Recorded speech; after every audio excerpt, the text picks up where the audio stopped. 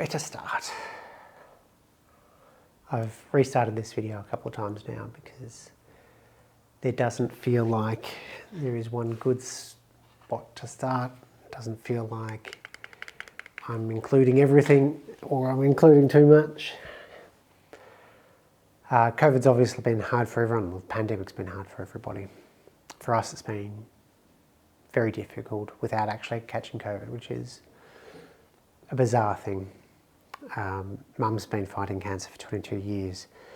And as of 2 weeks ago, she lost that battle and passed away. Had the funeral on Monday.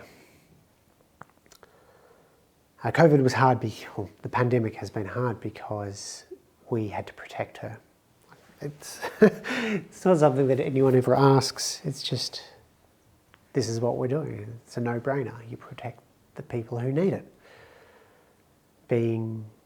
Having cancer and the therapies there that follow, the person is obviously immunocompromised, so living here with her, we followed the same rules. We followed the same guidelines that if there was a chance we could pass it on to her, we didn't want that. So we've lived largely in isolation, and throughout the various lockdowns, that's been lockdown after lockdown. I think the first social thing I did was like 3 weeks ago. That was the first time in, I think it was 8 months, that I'd left the house to do a social thing, which is strange. But that's not important. About 6 months ago, Mum had an operation to put a stent in her throat, esophagus, so that she could eat better. She was having things get caught all the time, making her very unwell. While that took pretty well, and there was no major complications, it was clear her body was starting to give up. It was too much strain on her system. And when she came home from that, so for the last 5 months, we have been her primary carer. Primarily my wife, Natalie, has done an amazing job because Mum wouldn't let me for one reason or another. Maybe it was her way of trying to protect me. I don't know. But the fact remains that we were her primary carer, and our self-identity has really disappeared over the last 5 months. A couple of weeks ago, 3 weeks ago now, start of this month, Mum went back into hospital. Her pain had gotten to the point where we couldn't manage it at home.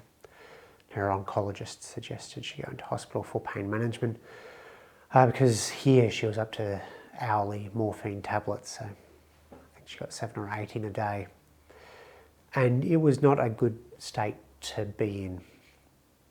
They managed to get her pain under control in hospital, but then she took a turn for the worst and subsequently passed away about 2 weeks ago now. Cancer sucks, COVID sucks. We couldn't visit Mum in hospital because of COVID restrictions, which is fair enough in a cancer ward, but heartbreaking nonetheless. It was very difficult for my sister. She doesn't live here, so throughout all the lockdowns she couldn't visit Mum. Then when she had time off from work, she got COVID and couldn't visit Mum. And when Mum went into the hospital, she couldn't visit Mum. There were some times where she could, but it's really hard and unfair to her. So this is a very difficult situation. The shock of death, well, perhaps wasn't quite a shock to us, somewhat expected at this point. So it hurts, but it's not quite the sledgehammer of pain and surprise that you might expect. Perhaps the unexpected thing is suddenly trying to figure out who we are again, because our life was so intrinsically entwined with Mum's caring for her and just having her around as a member of the household, that it is very strange. I'm not sure what this will mean for us where we live and what we do. I don't know what it will mean for the Wood Night. I don't feel obligated to disclose any of this, but it's just, I just don't know. We won't be homeless, which is nice. There's enough support network and all of that. Maybe I will be more hand tools oriented in the future, but for now things will continue largely the same as we get the estate sorted, which will take some time to get everything sorted. I don't have a witty sign-off. I don't have a thanks for watching or anything like that. I don't know what I should be saying, but I feel somewhat better for verbalising a lot of this stuff. Getting it said helps my brain move forward more easily. I have a bunch of cool stuff to show off, but it is somewhat on the back burner as we readjust to our new life, our new normal.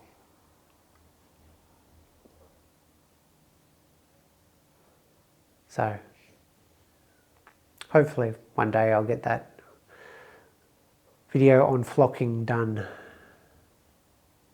It's mostly done, it's just as life got more intense, it somewhat fell off the radar of things to do.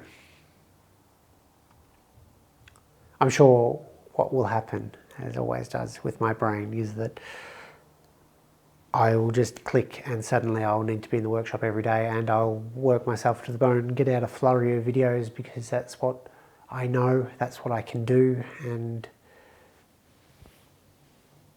that's just how it'll happen. That won't necessarily mean I'm processing things any better or worse, but I need to do something with my hands, so that's likely to follow shortly.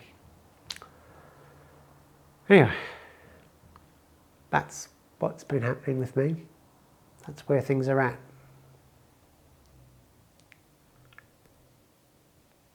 Until the next one.